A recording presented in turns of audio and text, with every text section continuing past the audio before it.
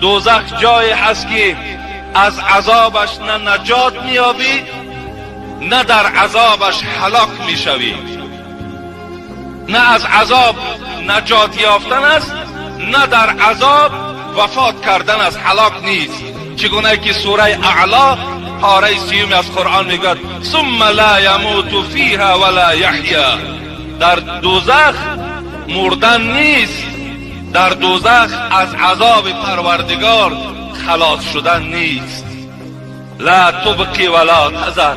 الله بیان میکنه دوزخ جایی هست که گوشت و استخوان تو را نابود میکند. لا تبقی ولا تذر لواحة للبشر. الله میگه دوزخ جایی هست که رنگهای شما را تغییر میدهد، رنگهای شما را به رنگ سیاه مبدل میکند.